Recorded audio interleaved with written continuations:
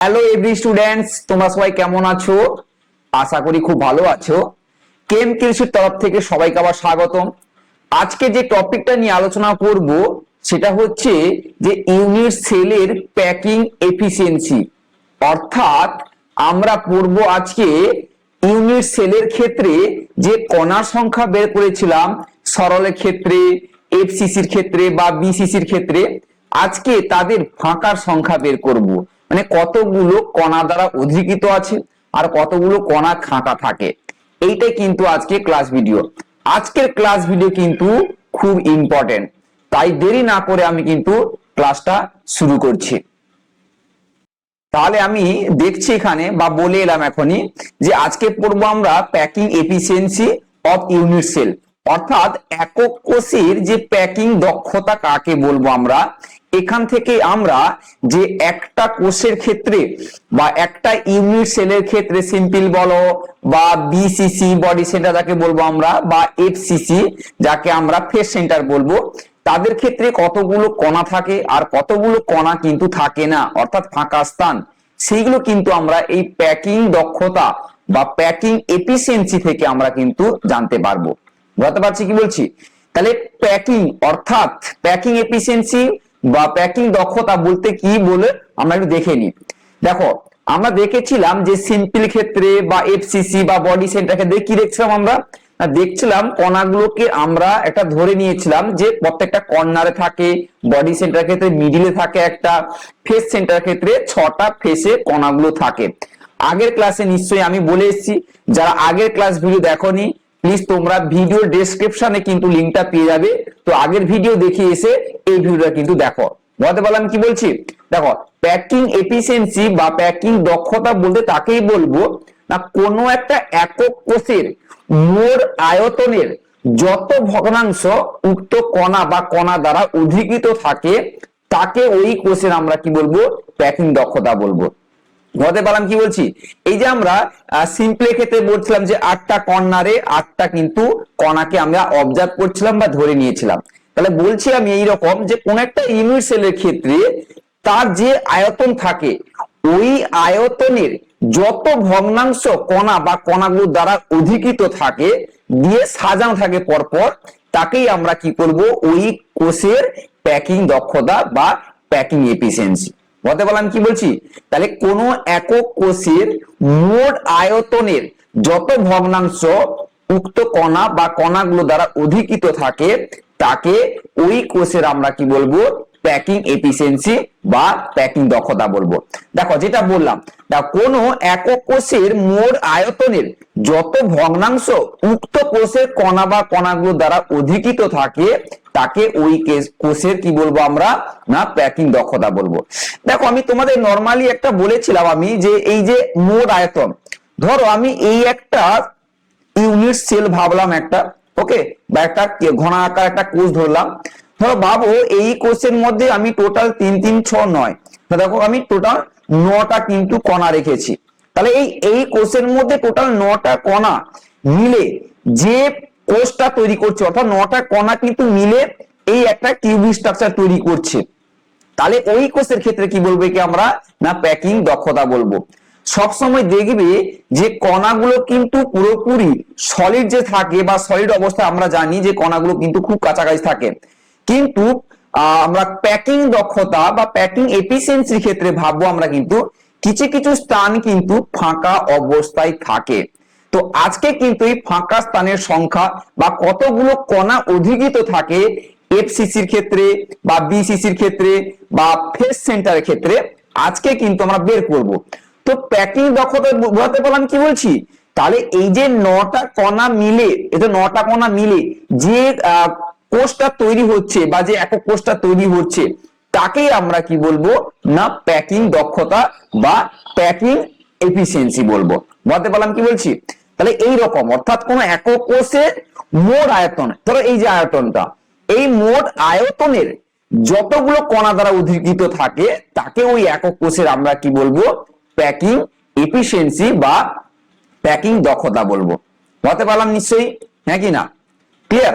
এবার চলো আমরা এই যে কথাটা বললাম আমি যে এফিসিয়েন্সি, প্যাকিং এফিসিয়েন্সি, তাহলে মোট আয়তন বলছি আমি একটা ইউনিট সেলের ক্ষেত্রে বা একক কোষের ক্ষেত্রে। আর কি বললাম, ওই ইউনিটের অর্থাৎ ওই আয়তনের কতগুলো কণা তারা অধিকৃত থাকে। তাহলে আমরা বলতে পারি যে প্যাকিং দক্ষতা সমান, আমরা বলতে পারি কি না, কোন একটা একক কোষের কণা বা কণাগুলোর দ্বারা অধিকৃত আয়তন বাই একক কোষের মোট আয়তন। বলতে পারলাম কি বলছি, এই দেখো, একক কোষের কণা বা কণাগুলো দ্বারা অধিকৃত আয়তন বাই কি লিখবো আমরা না, একক কোষের মোট আয়তন। তাহলে একক কোষের মোট আয়তন বলতে কি বলছে, এই যে বলছিলাম এখন একটা, ধরো এই একটা স্ট্রাকচার ছিল, ধরো ভাববো এই একটা স্কোয়ার একটা ঘনাকার একক কোষ, তাহলে এইটা হচ্ছে এই যে মোট আয়তন, এইটা হচ্ছে একক কোষে এটা মোট আয়তন। বলতে বললাম কি বলছি, এই মোট আয়তনে যতগুলো কণাগুলো এর মধ্যে থাকবে, এই মোট আয়তনে যতগুলো কণাগুলো এই কণাগুলো থাকবে, সেটাকেই আমরা কি বলেছিলাম না, প্যাকিং দক্ষতা বা প্যাকিং এফিসিয়েন্সি। বলতে পারলাম কি বলছি, তাহলে আমরা প্যাকিং দক্ষতা সমান বলতে পারবো কি না, একক কোষের কণা বা কণাগুলো দ্বারা অধিকৃত আয়তন বাই একক কোষের মোট আয়তন।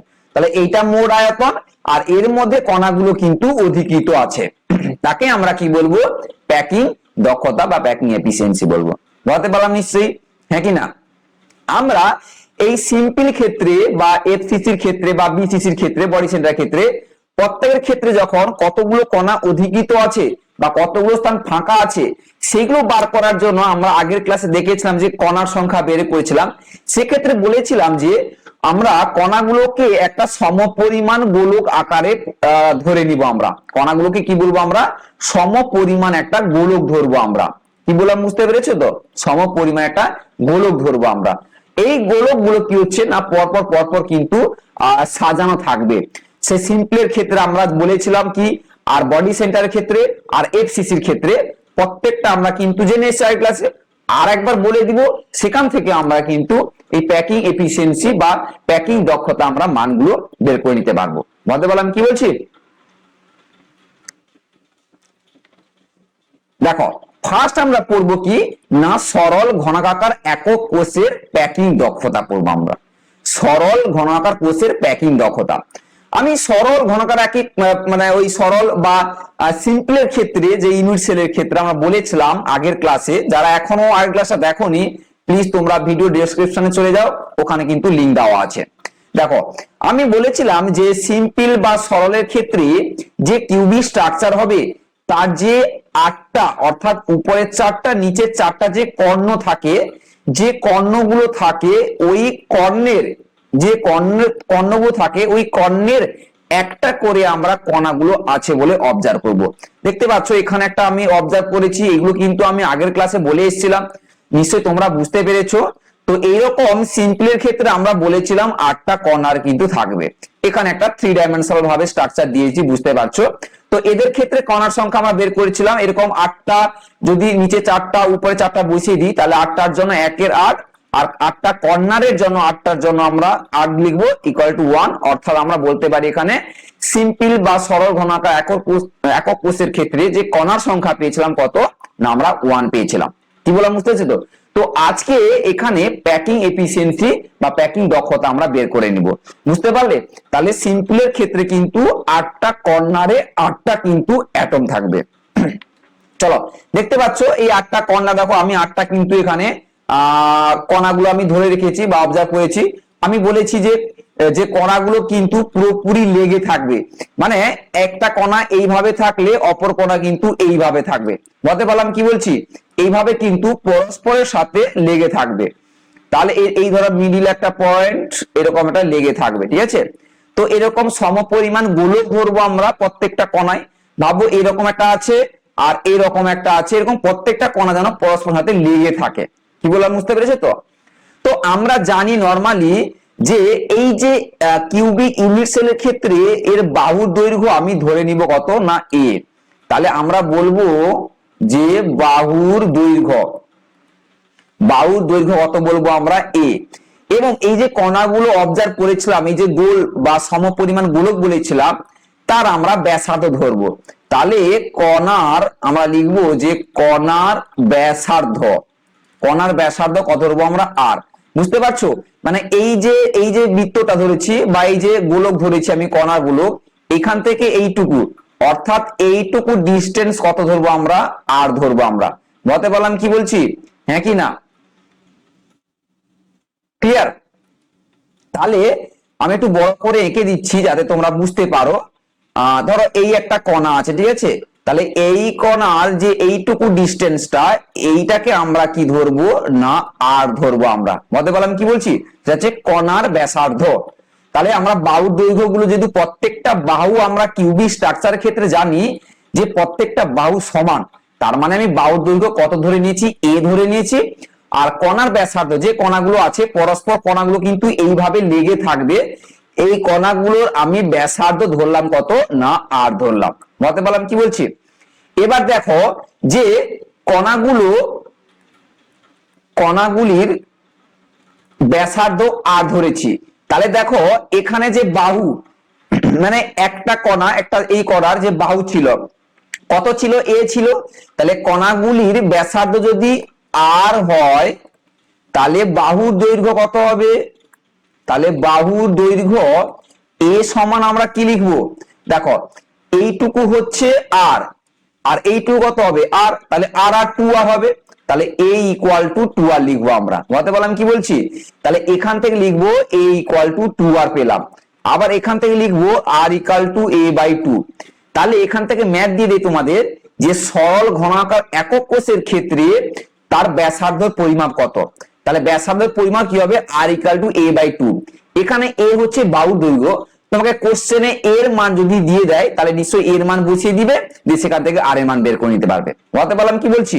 তাহলে এখান থেকে বুঝতে পারলে যে এ সমান আমরা কি পেলাম না, টু আর। ক্লিয়ার? এবার হচ্ছে যে আমরা রেখেছিলাম কণাগুলোর ব্যাসার্ধ, মানে এই যে একটা গোলকের জন্য আর, তাহলে দুটো গোলক পরস্পর পাশাপাশি আছে, তার মানে টু আর হবে। তাহলে এইটা হচ্ছে এই পুরোটা, এই যে পুরোটা, এই যে গোলকটা, এই গোলকটা পুরোপুরি লেগে আছে ভাববো আমরা। তাহলে এইটা এ ইকুয়াল টু কি লিখবো আমরা, তাহলে টু আর লিখলাম। বলতে পারলাম কি বলছি নিশ্চয়ই? এবার দেখো আমরা কি করব, দেখো এখানে না, এখানে করব আমরা এবার না সিম্পলের ক্ষেত্রে বা সিম্পল বা ঘনাকার একক কোষের ক্ষেত্রে আমরা বলবো যে কণাগুলোর ব্যাসার্ধ কত বা কণাগুলোর আয়তন বলবো আমরা, যে কণাগুলির আয়তন কত হবে বলতো না, কণাগুলির আয়তন হবে 4/3 পাই আর কিউ। আমরা জানি গোলক ধরেছি যেহেতু, তাহলে গোলকের আয়তন কত হবে, 4/3 পাই আর কিউ। বলতে পারলাম কি বলছি? আমি একটু উপরে স্ট্রাকচার গুলো একটু মুছে দিচ্ছি যাতে তোমরা বুঝতে পারো। ওকে, আমি একটু উপরে করার চেষ্টা করছি। এবার দেখো, এবার আমরা এখানে দেখতে পাচ্ছি যে কণাগুলোর আয়তন পেলাম কি, 4/3 পার আর কিউ। এবার হচ্ছে একক কোষের, এই যে কোষটা পেয়েছিলাম বা সিম্পল বা ঘনাকার কোষের ক্ষেত্রে, এই ঘনাকার কোষের ক্ষেত্রে আয়তন কত হবে, আয়তন মানে আমার কাছে এ কিউ, কারণ বাহু দৈর্ঘ্য এ ধরেছি। তাহলে এ কিউর মান কত পেয়েছি না, 2r এর হোল কিউ সমান কত পেলাম আমরা না, এটা হচ্ছে 8 আর কিউ পেলাম। এটা হচ্ছে কি না ওই যে কণা, অর্থাৎ একক কোষের মোট আয়তন, এটা কি বলবো আমরা, একক কোষের মোট আয়তন, মোট কি বলবো আয়তন। বলতে পারলাম কি বলছি, হ্যাঁ কি না? এবার দেখো আমরা কি করছি এখানে না, যে একক বা সরল ঘনাকার একক কোষের ক্ষেত্রে কণার সংখ্যা আমরা আগের দিন বের করেছিলাম কত না, 1 জানি, কারণ 8টা কণারে থাকে। ক্লিয়ার? এবার হচ্ছে ওই একক বা সরল ঘনাকার কোষের ক্ষেত্রে যে কণা বা কণাগুলো দ্বারা অধিকৃত আয়তন, অর্থাৎ লিখবো আমরা কণা বা কণাগুলো দ্বারা অধিকৃত আয়তন, কণাগুলি দ্বারা অধিকৃত আয়তন কত হবে, অধিকৃত আয়তন আমরা লিখবো কত না, কণার সংখ্যা ইনটু কণাগুলোর আয়তন। কণার সংখ্যা কত ছিল আমাদের সিম্পলের ক্ষেত্রে, 1 জানি আমরা, আর আমরা হচ্ছে যে কণাগুলোর আয়তন কত ছিল, 4/3 পাই আর কিউ। তাহলে 4/3 পাই আর কিউ। বলতে পারলাম কি বলছি? তাহলে আমরা জানি প্যাকিং এফিসিয়েন্সি সমান আমরা কি লিখবো, আমরা কি জানি যে কণা বা কণাগুলো দ্বারা অধিকৃত আয়তন বাই মোট আয়তন। তাহলে কণাগুলো দ্বারা অধিকৃত আয়তন কত পেলাম? তাহলে 1 × 4/3 পাই আর কিউ। তাহলে আমরা এখান থেকে 1 গুণ করে দিলে কি হবে? 4/3 পাই আর কিউ। একক কোষের মোট আয়তন, একক কোষের মোট আয়তন কি পেলাম? এখানে 8 আর কিউ পেয়েছি আমরা। তাহলে 8 আর কিউ। এখান যদি আমরা ক্যালকুলেশন করি, আমি একটু ড্রটা একটু পরিষ্কার করে দিই। এখান থেকে যদি আমরা ক্যালকুলেশন করি তাহলে কত পাবো? এখান থেকে না 0.524। যদি আমি ভাবি যে টোটাল একটা সরল ইউনিট কোষের ক্ষেত্রে টোটাল 100% কণা ছিল, তাহলে একে 100% করলে 100 গুণ করে দিব, তাহলে কত হবে? না 52.4%। তাহলে এই যে 52.4% কি আছে? না সরল ঘনাকার একক কোষের ক্ষেত্রে কণাগুলো অধিকৃত আছে। তাহলে 52.4% কণাগুলো ওই সরল ঘনাকার কোষের ক্ষেত্রে কি আছে? অধিকৃত আছে, মানে তার মধ্যে আছে। এবার ফাঁকা স্তর সংখ্যা কত বের করব? না ফার্স্ট আমি তোমাদের বলেছিলাম, যদি নরমালি আমি বলে দিই যে 100% ছিল, তাহলে আমরা বলে দিতে পারি এখানে যে 100 মাইনাস 52.4 যদি বাদ দিয়ে দিই তাহলে কত হবে? না এখান থেকে 47.6%। তাহলে এত পার্সেন্টেজ কি হবে? ফাঁকা স্থান আছে। আর ভর্তি বা কণাগুলো অধিকৃত কত আছে? না 52.4%। বলতে পারলাম কি বলছি? এরকম স্টেপ বাই করবে। আর এখান থেকে খুব ইম্পর্টেন্ট বললাম যে ব্যাসার্ধ বের করতে দেয় r = a/2। এ হচ্ছে এখানে আমরা জানি যে একক কোষের ক্ষেত্রে যে বাহুর দৈর্ঘ্য ধরেছিলাম। বলতে পারলাম কি বলছি? হ্যাঁ কি না? তাহলে এখান থেকে বুঝতে পারছি যে কণা বা কণাগুলো দ্বারা অধিকৃত আয়তন কতগুলো আছে? 100% যদি ধরে নিই আমরা, তার মধ্যে 52.4% কণাগুলো অধিকৃত আছে। আর বাকি যে ফাঁকা স্থানটা 47.6, কারণ আমি 100 থেকে কি করে দিয়েছি? আমি বাদ দিয়ে দিয়েছি। তাহলে বাকি পড়ে থাকবে কি? 47.6% কি হচ্ছে? না কণাগুলো, অর্থাৎ সরল ঘনাকার কোষের ক্ষেত্রে ফাঁকা স্থান থাকবে। আর কণাগুলো অধিকৃত থাকবে 52.4%। বলতে পারলাম কি বলছি? হ্যাঁ কি না? ক্লিয়ার? চলো আমরা নেক্সট দেখে নিই। আমরা দেখো এবার হচ্ছে যে দেহ কেন্দ্রিক একক কোষের ক্ষেত্রে প্যাকিং দক্ষতা। দেখো দেহ কেন্দ্রিক ক্ষেত্রে বলেছিলাম আমি, বা যেটাকে বিসিসি বলবো, বডি সেন্টার বলবো, যে 8টা কর্নারে 8টা কণা থাকবে এবং মিডিলে একটা বা বডিতে কিন্তু একটা কি থাকবে? না কণা থাকবে। বলতে পারলাম কি বলছি? তাহলে দেখো আমি এখানে দেখাচ্ছি, দেখো নিশ্চয়ই দেখতে পাচ্ছ, দেখো 8টা কর্নারে 8টা কিন্তু কণাগুলো আছে এবং তাদের যে বডি থাকে বা বডি সেন্টারের মাঝখানে বা মিডিলে, ধরো এরকম একটা ড্র করে দিলে, আমি দেখিয়েছিলাম আগের ক্লাসে নিশ্চয়ই, এরকম ড্র করে দিলে এই মিডিলে যে একটা কণা থাকবে সেটাকে আমরা কি বলবো? বডি সেন্টার বলবো আমরা। বলতে পারছি কি বলছি? এই পাশেও 3 ডাইমেনশনাল স্ট্রাকচার দেখতে পাচ্ছ, 8টা কণায় 8টা থাকবে আর মিডিলে কিন্তু একটা কণা থাকবে। তো এদের ক্ষেত্রেও আমরা একই রকম প্যাকিং এফিসিয়েন্সি বের করে নিই। চার দেহ কেন্দ্রিক ঘনাকার একক কোষের ক্ষেত্রে প্যাকিং ক্ষমতা আমরা ধরবো। ঠিক আছে? তো দেখো আমি এরকম একটা প্যাকিং অর্থাৎ দেহ কেন্দ্রিক ক্ষেত্রে আমরা জানি 4টা কণা, দেখো 4টা কণা 4টা থাকবে এবং মিডিলে একটা কিন্তু কণা থাকবে। এবং কি না এর মিডিলে একটা কিন্তু কণা থাকবে। বুঝতে পারলাম কি বলছি? এবার দেখো আমি যখন মিডিলে আছে সেই সূত্রে আমি একটা ড্র করে এখান থেকে কিন্তু আমরা প্যাকিং দক্ষতা বের করতে পারবো। দেখো ফার্স্ট নরমালি ভাবলাম এই যে বাহুটা আছে, এই বাহুটার অর্থাৎ এই ঘনাকার একক কোষের বাহুর দৈর্ঘ্য আমি ধরলাম কত? না বাহুর দৈর্ঘ্য লিখছি আমি a। তাহলে এটাকে আমি a দিলাম। ঠিক আছে? এবার হচ্ছে এখানে দেখো কি আছে? না এই যে কর্ণ, কর্ণর ক্ষেত্রে এটা কি? ব্যাস আমরা জানি। না এই ব্যাসটাকে আমরা কত ধরবো? r ধরবো। তাহলে আমরা বলবো যে কণার ব্যাস, কণার ব্যাসার্ধ কত বলবো আমরা? না আর বলবো। বলতে পারলাম কি বলছি? তাহলে তুমি ভাবো এই যে কর্নার আছে, এই যে কর্নার আছে, এই কর্নার বরাবর আমি একটা কি করব? ড্র করে নিব। অর্থাৎ এইভাবে একটা ড্র করে নিব আমি, মানে দুটো কর্ণকে আমি যুক্ত করে দিলাম। আবার দেখো এই যে কর্নারটা আছে, এই কর্নার বরাবর এই কর্নারে আমি আবার কি করলাম? না যুক্ত করে দিলাম। বলতে পারলাম, কারণ প্রমাণ করার জন্য। ক্লিয়ার? এবার দেখো আমি নরমালি নাম দিয়ে দিচ্ছি আমি, না এটাকে a দিলাম আর এই জায়গাটাকে b দিলাম, এইটাকে আমি c নাম দিলাম আর এটাকে কি নাম দিচ্ছি? না d নাম দিলাম। বলতে পারলাম কি বলছি? এবার ভাবো মিডিলে যে কণাগুলো ছিল আর যে এই যে কর্ণ বরাবর, অর্থাৎ a পজিশনে যে কণা আর b পজিশনে যে কণা ছিল, তাহলে তারা এইভাবে অবস্থান করছে। দেখো মিডিলে আমি একটু এঁকে দিচ্ছি। দেখো এইটা হচ্ছে a পজিশনে, আর এটা বডি সেন্টার মানে মিডিলে আছে, আর তারপর এটা বি পজিশনে কণা, তাহলে এটা হচ্ছে বি পজিশনে কণা, এটা এ পজিশনে কণা আর মিডিলে। তাহলে আমরা কিন্তু এইভাবে কিন্তু ড্র করলাম, অর্থাৎ এইভাবে কিন্তু একটা এ থেকে বি তে একটা যোগ করলাম বা ড্র করলাম, কারণ প্রমাণ করার জন্য। বুঝতে পারলাম কি বলছি? তাহলে এখান থেকে বুঝতে পারছি আমরা, যদি বাহু দৈর্ঘ্য এ হয় আর কণার ব্যাসার্ধ আমি আর ধরছিলাম। ক্লিয়ার? এখন আমরা বলবো যে বডি ডায়াগোনাল বা কর্ণ বলবো। কর্ণ বলতে এই যে এ আর ডি, মানে এখান থেকে এটা হচ্ছে এ আর এটা হচ্ছে কি বি, তাহলে এ জি কর্ণ, কর্ণটাকে আমরা এ ডি বা ডায়াগোনাল বা ডি আকার ধরবো। সেটা কত হবে? নিশ্চয়ই 4r হবে। কেন 4r হবে বলো? দেখো দেখো এইটুকু কণা আমি কত ধরেছিলাম? আর ধরেছিলাম, আর এইটুকু কত? আর, তাহলে এটাও আর, তাহলে এখানে দুটো আছে যেহেতু, তাহলে আর আর 2r, আর এখানে 2r, তাহলে কত? টোটাল 4r হচ্ছে না? তাহলে আমি এ বি অর্থাৎ এ আর B, A B equal to আমি কি লিখলাম? না 4r লিখলাম। বুঝতে পারলাম নিশ্চয়ই? হ্যাঁ কি না? এবার আমি একটা ত্রিভুজ কনফার্ম করব। আমি কি করব?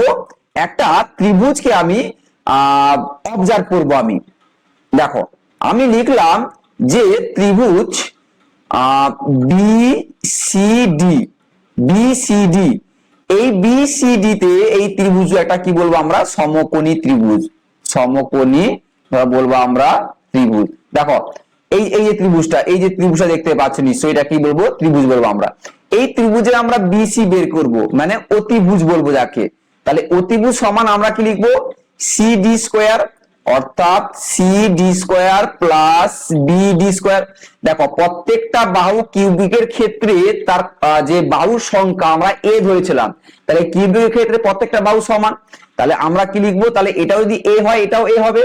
তাহলে আমরা এখান থেকে লিখে দিতে পারি যে এ স্কোয়ার প্লাস এ স্কোয়ার সমান কত লিখবো আমরা? না এ রুট টু। তাহলে আমরা বিসি পেলাম।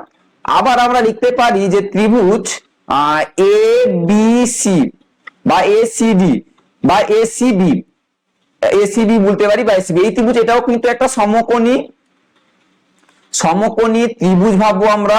সমকোণী ত্রিভুজ দেখো এই কণাটা, এই যে এ বি আর হচ্ছে সি, তাহলে এটাকে সমকোণী ত্রিভুজ ভাবলাম। তাহলে এখান ক্ষেত্রে তার অতিভুজ কত হচ্ছে? A B. তাহলে এ বি সমান আমরা কি লিখতে পারি? না এসি আর বিডি স্কোয়ার, অর্থাৎ বিসি স্কোয়ার প্লাস কি লিখতে পারি? AC square. দেখো আমরা বিসি অলরেডি পেয়ে গেছি। কত পেয়েছিলাম বিসি? এ রুট টু। তাহলে আমরা লিখতে পারি A root two whole square plus AC, AC বলতে কি? বাহুর সংখ্যা, তাহলে এ বলবো আমরা। তাহলে এখানে কি লিখবো আমরা? না এ স্কোয়ার লিখবো আমরা। কত লিখবো? এ স্কোয়ার। তাহলে এখানে পাচ্ছি ক্যালকুলেশন করলে আমরা কত পাবো? না এ স্কোয়ার কেটে গেলে নিচে থাকবে 4, তাহলে হচ্ছে এ রুট থ্রি। কত পেলাম? এ রুট থ্রি পেলাম। বুঝতে পারলাম ক্লাব? এর স্কোয়ার করলে কি হবে? 2 হয়ে যাবে না? 2 আর 3। বুঝতে পারলাম কি বলছি? তাহলে রুট থ্রি, তাহলে এ রুট থ্রি পেলাম। তাহলে এ বি বা কর্ণ ডায়াগোনাল কত পেলাম? এ রুট থ্রি। আমরা আগে যে বডি ডায়াগোনাল বা কর্ণ পেয়েছিলাম, এটা কি পেয়েছিলাম আমরা? কর্ণ পেয়েছিলাম আমরা। এই যে এ আর বি, তার ক্ষেত্রে কত পেয়েছিলাম আমরা? 4r পেয়েছিলাম। তাহলে এই দুটোকে আমি সমান করে দিচ্ছি। কি সমান করে দিচ্ছি? না তাহলে এ বি ইকুয়াল টু 4r পেয়েছিলাম, আর এখানে A B equal to A root three, A root three পেয়েছি এখানে। তাহলে এখান থেকে আমরা যে বাহুর সংখ্যাটা পেয়ে যাবো, অর্থাৎ এর মান পেয়ে যাবো। তাহলে এখানে লিখে দিব এ রুট থ্রি বাই 4r, অথবা আমরা কি লিখবো এখান থেকে? এ ইকুয়াল টু 4/√3r। বুঝতে পারলাম? তাহলে এইটা হচ্ছে তার বাহু বেরোলো, তাহলে 4/√3r। যদি তোমাকে এখানে বাহক কেন্দ্রিক বা বডি সেন্টার ক্ষেত্রে ব্যাসার্ধর মান বের করতে দেয়, তাহলে কি লিখবে? না আর ইকুয়াল টু কি লিখবে?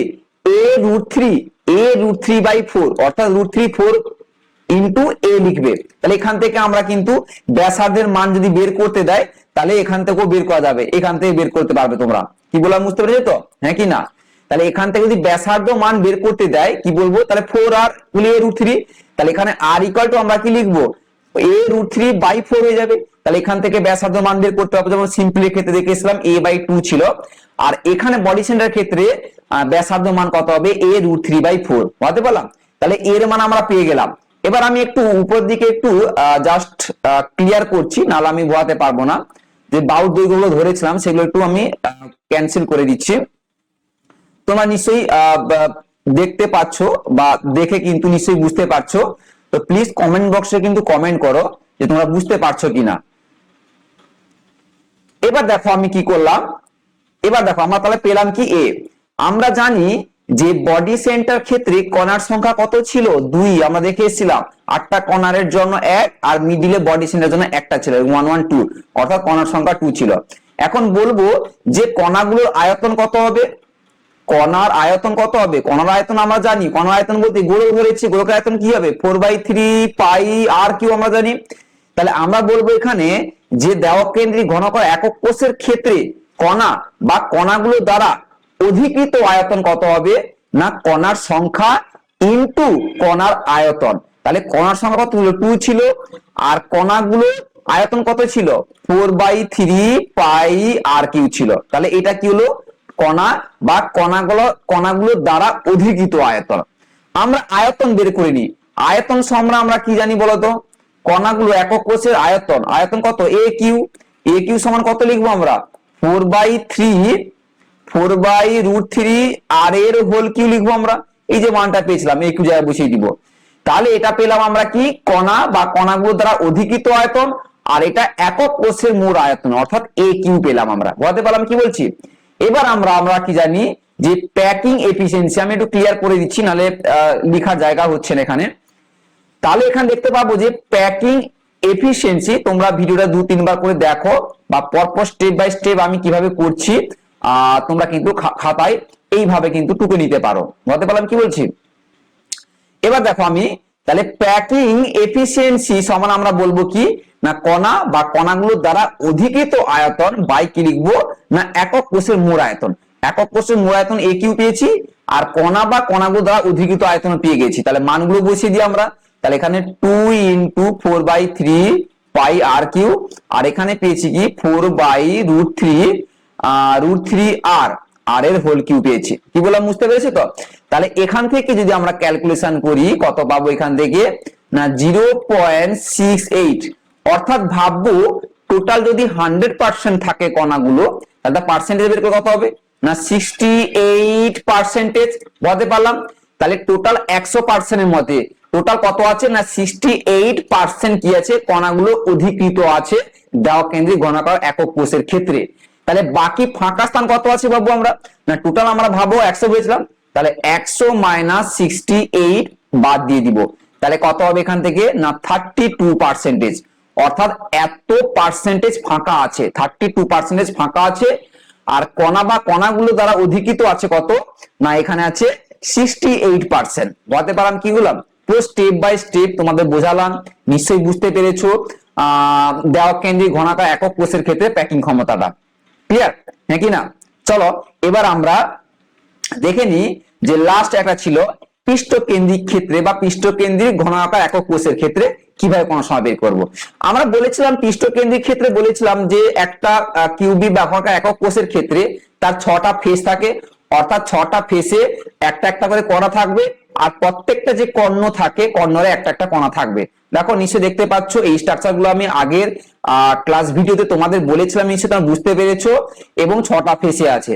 এই পাশে দেখলে আরো বুঝতে পারবে ক্লিয়ার ভাবে, এখানে দেখো দেওয়া আছে দেখেছো এই যে 8টা কর্নারে 8টা আছে নিশ্চয়ই।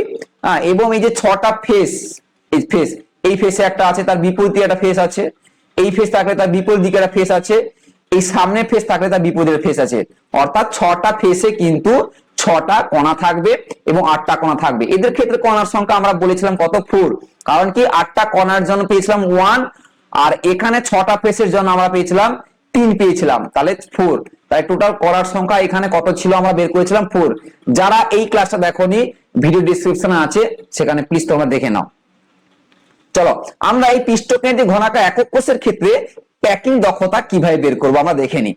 দেখো একই রকম আমি অবজার্ভ করবো বা ধরে নিব। দেখো এগুলো ভাবো যে এরকম বরাবর আছে, ঠিক আছে, এরকম বরাবর কিন্তু একটা কিউবিক স্ট্রাকচার আমরা অবজার্ভ করবো। যেহেতু আমি 3 ডাইমেনশনাল ভাবে ধরেছি তাহলে নিশ্চয়ই বুঝতে পারছো যে কণাগুলো কিন্তু কিভাবে আছে। কণাগুলো দেখছো একটা কণা কিন্তু লেগে আছে গা বরাবর। বুঝতে পারলাম কি বলছি, একটা কণা আর একটা কণা বরাবর কিন্তু গা বরাবর লেগে আছে, ঠিক আছে, এইভাবে কিন্তু আছে। আমি নিচেটা আর আঁকলাম না একরকম, ঠিক আছে। তাই এখন 8টা ফেসে আছে। দেখো এই যে কণাগুলো লাল রঙের দেখতে পাচ্ছ, এগুলো কিন্তু লেগে আছে, এরকম কিন্তু প্রত্যেকটা কণা কিন্তু লেগে থাকবে, ক্লিয়ার। তাহলে আমি ভাবলাম যে এই একই রকম বাহুর দৈর্ঘ্য আমি কত ভাবলাম একক কোষের ক্ষেত্রে এ। তাহলে আমি লিখছি এখানে যে বাহুর দৈর্ঘ্য কত, আমি এ লিখলাম, মানে প্রত্যেকটা বাহু যেহেতু সমান এ লিখলাম। এবং এই যে কণার ব্যাসার্ধ কত লিখবো আমরা, কণার ব্যাসার্ধ আমরা লিখবো আর, কারণ আমরা আর ধরেছিলাম, হ্যাঁ কি না।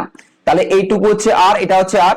এবার প্রমাণ করার জন্য আমি কি করব না, প্রমাণ করার জন্য আমি এই বরাবর একটা ড্র করলাম, অর্থাৎ এই যে কর্ণটা আছে আর এই কর্ণ বরাবর আমি একটা ড্র করলাম। তাহলে এইখানে আমি কি করলাম, এটাকে এ নাম দিলাম, আর এটাকে বি নাম দিলাম, আর এটাকে সি নাম দিলাম।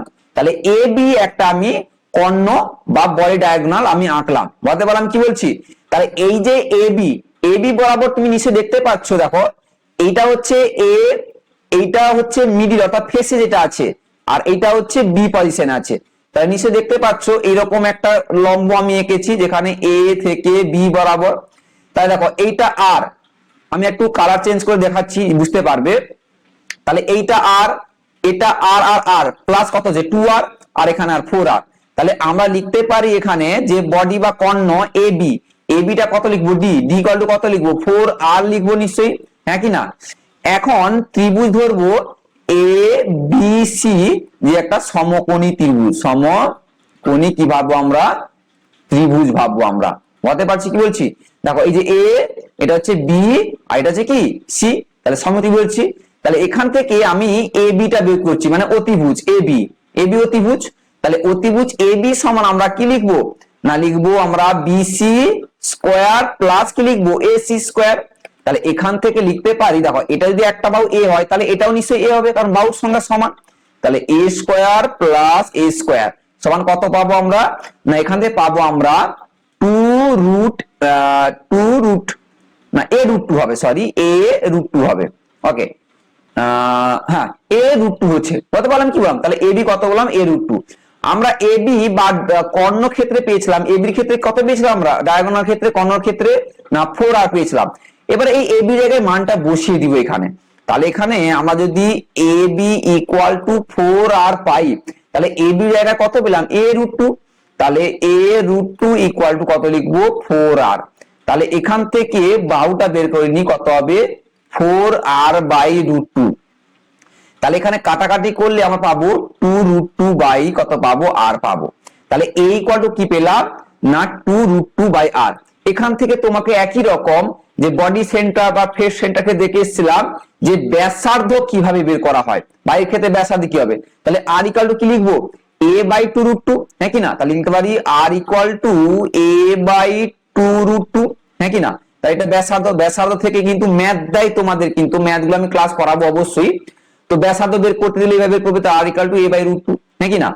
তাহলে এখানে আমরা ইউনিট কোষের ক্ষেত্রে আমরা পেলাম, অর্থাৎ পৃষ্ঠকেন্দ্রিক ঘনকাকার একক কোষের ক্ষেত্রে আমরা জানি তার কণার সংখ্যা কত, জানি আমরা না কণার সংখ্যা আমরা জানি 4, আমি এক্ষুনি বলে এলাম। এবার আমরা কণাগুলোর আয়তন, কণার আয়তন কত হবে আমরা জানি, এখনই করে এসেছি যে যেহেতু গোলক ধরেছি, তাহলে 4/3 পাই আর কিউব। এবার আমরা কণাগুলো দ্বারা অধিকৃত আয়তন কত হবে না, কণার সংখ্যা ইনটু কণার আয়তন। তাহলে কণার সংখ্যা কত আছে এখানে 4 আছে, আর কণার আয়তন কত পেলাম না 4/3 পাই আর কিউব পেয়েছি, হ্যাঁ কি না। বলতে বললাম কি বলছি। এবার ভাবো যে আমরা একক কোষের ক্ষেত্রে যে, অর্থাৎ একক কোষের ক্ষেত্রে যে বাহু, সেই বাহুর আয়তন কত হবে, সেই বাহুর আয়তন সমান আমরা জানি এ কিউ। তাহলে এ কিউ কত পেয়েছি, 2 রুট 2 আর এর হোল কিউ পেলাম। তাহলে এইটা হচ্ছে কি না কণা বা কণাগুলো দ্বারা অধিকৃত আয়তন পেলাম, আর এটা কত পেলাম না তার কণার মোট আয়তন পেলাম, অর্থাৎ একক কোষের মোট আয়তন পেলাম। এবার আমরা জানি যে প্যাকিং এফিসিয়েন্সিতে বলেছিলাম যে কোন একক কোষের মোট আয়তনের যত ভগ্নাংশ উক্ত কণা বা কণাগুলো দ্বারা অধিকৃত থাকে তাকে ওই কোষের প্যাকিং দক্ষতা বলবো আমরা। তো চলো আমি উপরটা একটু জাস্ট ক্লিয়ার করে দিচ্ছি, এখানে কিন্তু তার কণার সংখ্যাটা বের করে নি বা প্যাকিং এফিসিয়েন্সি মানটা বের করে নি এখানে। চলো এবার দেখো আমি তাহলে বলবো আমরা প্যাকিং এফিসিয়েন্সি সমান বলবো যে কণা বা কণাগুলো দ্বারা অধিকৃত আয়তন বা একক কোষের মোট আয়তন। তাহলে এখানে দেখো কণা বা কণাগুলো দ্বারা অধিকৃত আয়তন কত পেয়েছি, তাহলে 4 ইন্টু 4/3 পাই আর কিউ পেয়েছি, আর কোষের মোট আয়তন কত পেয়েছি না 2√2r কিউ, 2√2r এর হোল কিউ পেলাম। ঠিক আছে, তো এখানে ক্যালকুলেশন করলে আমরা যেটা পাবো কত না 0.74। টোটাল যদি আমি 100% ধরি তাহলে পার্সেন্ট কত বললো 74% হবে, হ্যাঁ কি না? তাহলে 74% পৃষ্ঠ কেন্দ্রিক ঘনাকার একক কোষের ক্ষেত্রে কণা দ্বারা অধিক থাকে, অর্থাৎ কণার সংখ্যার পরিমাণ কত বলবো আমরা 74%। বুঝতে পারলাম কি বলছি? এবার টোটাল ফাঁকার সংখ্যা কত আছে না, টোটাল আমি ভাববো যে 100 ছিল, তাহলে 100 থেকে 74 বাদ দিয়ে দিব, তাহলে কত হবে না 26%। তাহলে 26% কি হচ্ছে ফাঁকা আছে, আর 74% কি আছে না কণাগুলো দ্বারা অধিকৃত আছে পৃষ্ঠকেন্দ্রিক ঘনাকার একক কোষের ক্ষেত্রে। বুঝতে পারলাম কি বলছি? এরকম পরপর স্টেপ বাই স্টেপ যে বললাম নিশ্চয়ই ক্লিয়ার ভাবে বুঝতে পেরেছো। আর যারা এখনো এই চ্যানেলটাকে সাবস্ক্রাইব করোনি প্লিজ তোমরা সাবস্ক্রাইব করে নাও, কারণ এরকম ইম্পর্টেন্ট ভিডিও তোমাদের কিন্তু আমি আগে তোমাদের কাছে পৌঁছে দিব এবং বন্ধুদের মধ্যে কিন্তু শেয়ার করো। ক্লিয়ার? তাহলে যতটুকু পড়ালাম আমি সিম্পলের ক্ষেত্রে বা বডি সেন্টার ক্ষেত্রে বা পৃষ্ঠকেন্দ্রিক ক্ষেত্রে যে প্যাকিং দক্ষতা, অর্থাৎ তাদের কতগুলো কণা থাকবে কতগুলো ফাঁকা স্থান থাকবে, যে আমি ক্যালকুলেশন গুলো করে দেখালাম নিশ্চয়ই তোমরা বুঝতে পেরেছো, হ্যাঁ কি না? তো আজকে কিন্তু এই পর্যন্ত থাকলো। নেক্সট ক্লাসে কিন্তু আমি কিছু ম্যাথ নিয়ে আসবো পৃষ্ঠকেন্দ্রিক বা সরল বা ফেস সেন্টার ক্ষেত্রে যে ব্যাসার্ধ দিয়ে এবং কিছু ডেনসিটি বা ঘনত্ব দিয়ে কিন্তু আমি ম্যাথ নিয়ে আসবো। ক্লিয়ার? তাহলে তোমরা কিন্তু আমার এই চ্যানেলটাকে এখনো বলছি সাবস্ক্রাইব করে রাখো, কারণ এইরকম ইম্পর্টেন্ট ভিডিও আগে পেতে তোমাদের কাছে যেতে। ওকে, তাহলে আজকে এই পর্যন্ত থাক, নেক্সট ক্লাস আবার তোমাদের সাথে দেখা হচ্ছে।